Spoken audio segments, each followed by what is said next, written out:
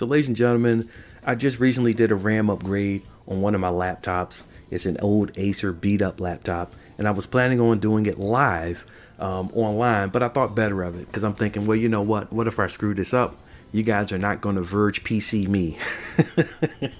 And I'm glad I did because I ran into some difficulties.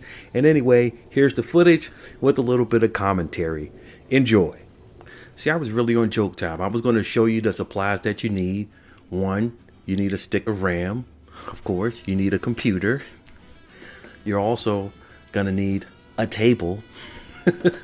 You got to have a table.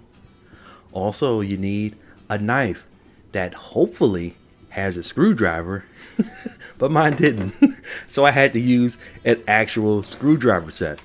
And I like to tell people you don't have to spend a lot of money on fancy screwdriver sets. I found a magnetic screwdriver set for $1 at Dollar Tree. So anyway, we go inside and we're opening up the laptop. And this is an Acer ES15. ES5 and these are the cheapest Acers you can get. I got it maybe 6 or 7 years ago for $230 at Micro Center.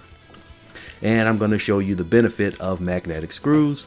There it is, nice and easy. They come up as soon as they are loose.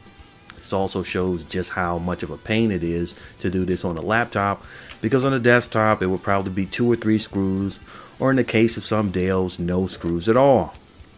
But I'm taking after screw after screw after screw, and thankfully I know this model because I've been inside it before, and all of the screws are the same, so I don't need to worry about which screw is which, thankfully. So we get all of the screws out. Well, do we have any more? Nope, we still got 4 more in the middle of it. Jesus Louise. And I sped this up. Nice B-roll. Alright, so now we got all the screws out, and now it's time to pry around the edges to pry this thing open. We pull and we pull and we pull, and thanks to the magic of editing, I forgot one. Alright, so now all of them are out, and now we're pulling out the keyboard. But you can't just yank the keyboard up. Why? Because there are ribbon cables that have very short cables to them. So you have to be careful and get a pair of tweezers. And here, we'll show you here. We'll get a pair of tweezers to go ahead and start prying at some of these. I believe this one is for, if it's not for the trackpad, it may be one of the battery connectors. A pain in the butt. This one didn't want to come out. And I'm yanking directly on the motherboard. So again, I have to be gentle. These are things that aren't much of an issue when we're talking about desktop computers. But one thing you'll also notice, or maybe you won't notice while I'm pulling this out, is I'm doing a RAM upgrade. And while I'm pulling this off, see if you can find the RAM slot. But anyway, I'm tugging away and tugging away. I finally got the clasp open, and I pull out the last ribbon cable, and the keyboard is free. So I didn't see the RAM slot, so I had to look on YouTube. The link to this video is in the description for anyone who's looking. I had to figure out how to get this thing open, or figure out where the RAM slot is. I know one's there. I did that much research at least. So here we go. Do you know where the RAM slot is?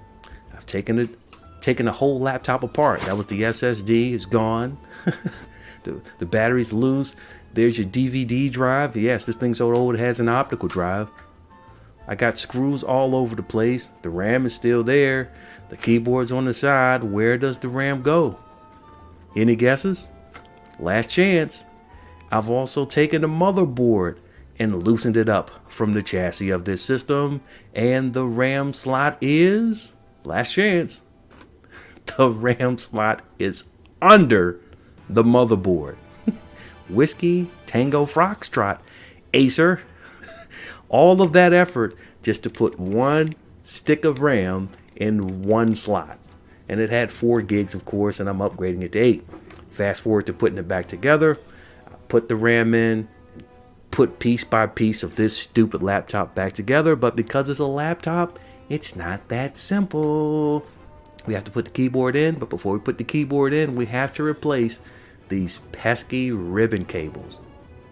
And thanks to the nice folks at Acer, they made sure that the ribbon cables are so small and so short that you can't just plug them in while the top is open. you have to have it plugged in while you're closing it. So you'll watch me struggle a little bit to try to get the cable in while the laptop keyboard lid isn't completely open. Just wedged open a little bit to get your hand in there, but I have, slightly bigger hands, so it's hard to do that. So I have to fight with the tweezers to get it in.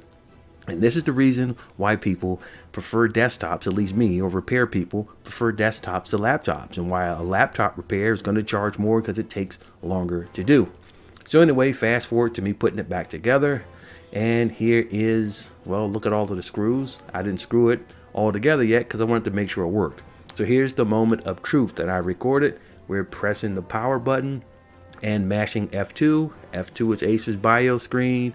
And hey, check that out. I have a BIOS password. How secure? I'm not showing you that. But anyway, we're going to type in the BIOS password. Go into BIOS and take a look there. There is my 8 gigs of RAM. So ladies and gentlemen, this is the reason why you see me preferring to get a desktop over a laptop. And you have to look at repairability. All's well that ends well, but that was a pain in the butt. A 5-minute repair in a desktop turns into almost an hour. It was 45 minutes for me, to be honest, to do this on a laptop. And this is why laptops, I guess people charge more for it. And it's a pain in the butt. Yeah, and don't buy cheap Acer laptops. Anyway, it's me, you're really awesome, my T guy.